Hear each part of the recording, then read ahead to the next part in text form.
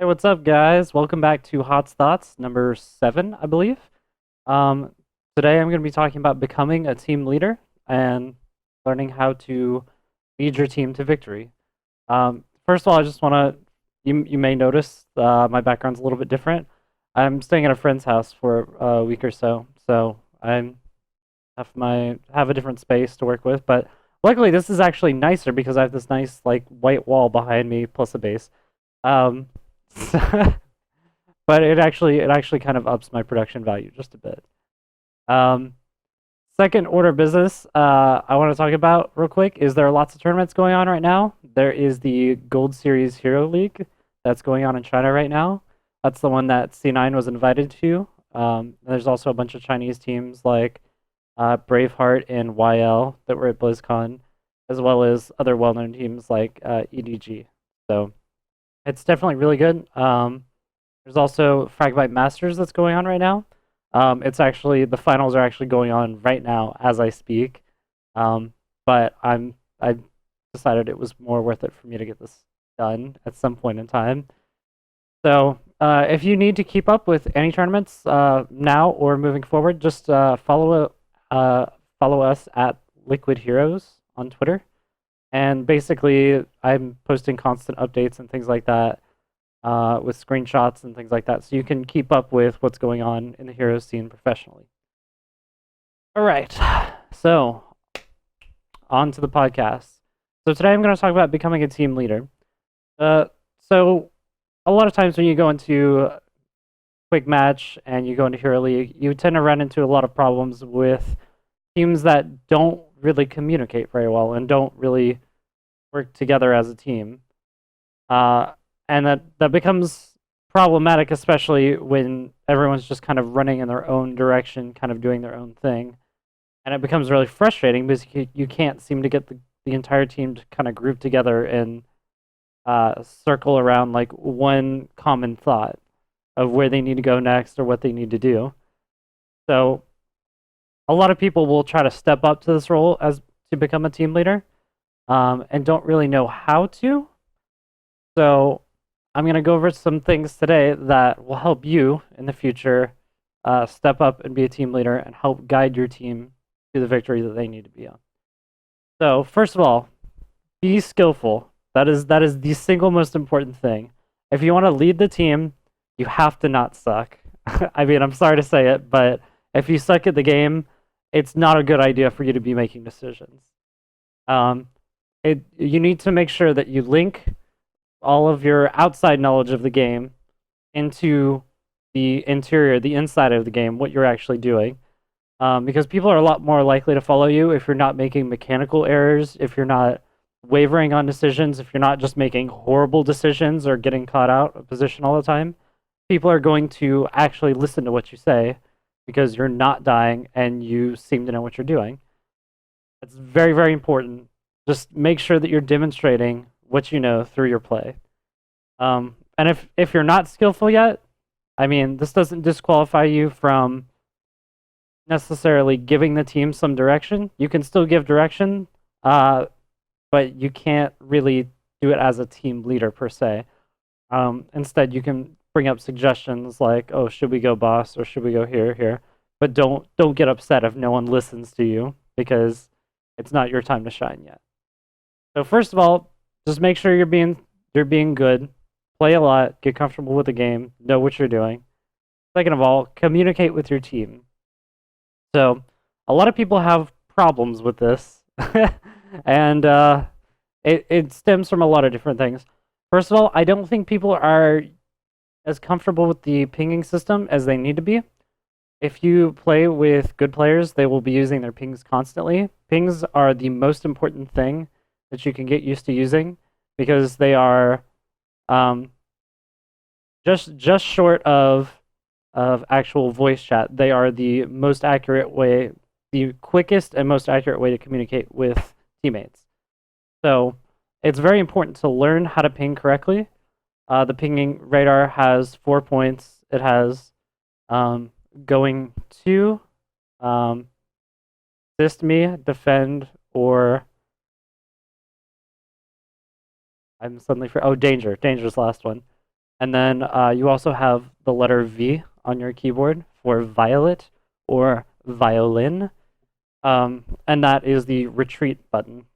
So if you learn how to use those four pings really nicely, you can help your allies understand where you're going, understand, kind of give them visual reminders on the map. What am I supposed to be doing right now? Where is there danger? Do we need to retreat, etc., etc.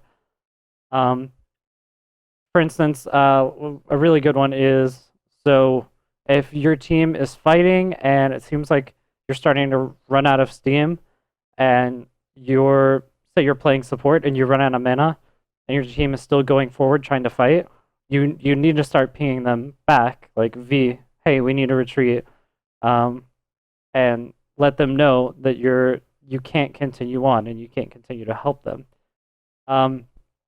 Sometimes this isn't always the best way of communication.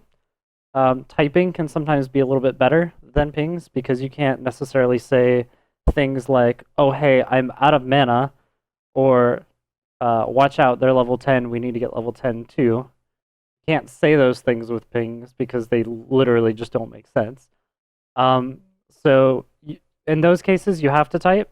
Typing is a little bit less efficient. It's not, I would say avoid typing as much as possible if you can, and just try to rely on pings. And because it slows you down because you're not moving, even if you have like 200 words per minute. Like you're still having to stop and put your hands on the keyboard and type for a second before going back and resuming your normal position. And during that moment of inattention, you can get stunned, you can get chain stunned and die, stuff like that. So it's very important that you're paying attention and trying not to type too much. There's also some issues with pings. Like one of the things that I dislike about this game versus other MOBAs like League of Legends and Dota is you can't ping that someone is missing. So if someone is missing from your lane, that means you know that they're rotating up or down to another lane. You have to. The best way that I found so far is to ping danger in the like 2 or 3 times in the route that person is taking towards a different lane. Or if you don't, just kind of guess where that person's going and just kind of ping up to your ally, hey, retreat, watch out. And if you do those things, then it tends to help. There are lots of different ways to use the pings. I'm trying to think of any others that are really notable. I try not to use the defend ping too much because that's not necessary. The important thing about pings though also is you don't want to spam them. That's something that a lot of people get in problems with, where they're like, hey, we need to retreat, and then their allies are not quite retreating, and then they just like tap V like 5 or 10 times until the system cuts them off. That's just annoying. And as the team leader, if you're spamming pings like that, people don't want to listen to you. They're not going to listen to you because you're being bitchy. You're being bitchy with your pings and annoying them. So just be careful with your pings. Don't over ping. If you ping retreat and someone doesn't do it, then they don't do it. Pinging 5 or 6 times won't help. Also about typing, if you do have to type, make sure that you're being nice about it. A lot of people tend to immediately go on the offensive when they type. You see something that wasn't done right, and you're trying to correct somebody, so you immediately type, "Don't do that," or "Stop dying up there," things of that nature. That's not good for your team. You need to be nice about what you're saying. Give it in more of a suggestion form than a command form. So for instance, you don't want to command your allies to do something. If you command your allies, especially people who don't know you, they're not going to want to listen to you because it just sounds like you're being bossy. Instead, you want to give suggestions that kind of allow them some wiggle room. Suggestions, things that will kind of say, help me help you, right? It's not just like, hey, you're doing something wrong, like fucking get it together. Instead it's I need help doing this, and I need you to do this so that I can do that. So for instance, like a good way is if you have like a Johanna that's diving really deep, you can say, hey Johanna, if you stay a little bit closer to me, like I can make sure you stay alive, I can take care of you.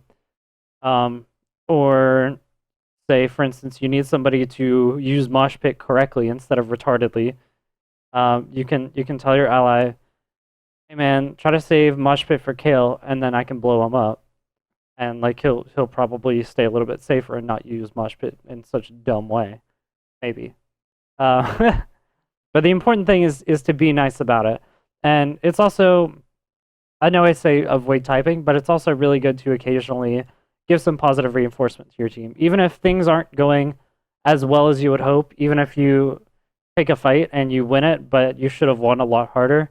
Just say nice job. Just type just enter NJ enter. Just let them, the rest of the team, know that like you're on their side and that you're a friendly, nice person. Like I said before, you're not going to be a very great team leader if you're not sociable and you're just being a jerk to your teammates. They're only going to want to follow someone who's actually nice to them and who seems to know what they're doing without being an asshole. So, the final thing to really note is you just need to cooperate with your team. Sometimes, even if you give commands, even if you give suggestions, if you give suggestions to your teammates and you try to guide them to the correct path, sometimes they're not always going to listen to you. Sometimes people will be dicks and just decide they willfully will not listen to you no matter what. It just happens. And in those cases, you just have to deal with it. There's really nothing you can do. And so when stuff like that happens, you need to make sure that you're not spamming pings. You need to make sure that you're not becoming like really toxic and abusive in chat. It's really easy to do when someone, like, you tell someone to do something and they don't do it 2 or 3 times, to just immediately start jumping on them and completely shitting on them all over chat. It's just not good because, first of all, that wastes your time and makes you not be a good player. Going back to the typing thing. And also, it also makes them type back to you, so they're not being, they're playing probably even worse than they were before. And in fact, because if you're creating that toxicity, that's the correct word, on the team, everyone starts playing worse. So it's better to just stay away from being abusive in chat altogether. If someone doesn't listen to you, just do your best to go on without them, and just try to do the right thing. Sometimes your team will just do things and it's clearly not the right decision. You just have to go with it. You just have to go with it and do your best. Try to give suggestions and try to guide your team to the right path. But if they don't listen, don't just, go try to solo boss yourself as Jaina. Like, your team is not gonna come over there and help you if they didn't decide that already.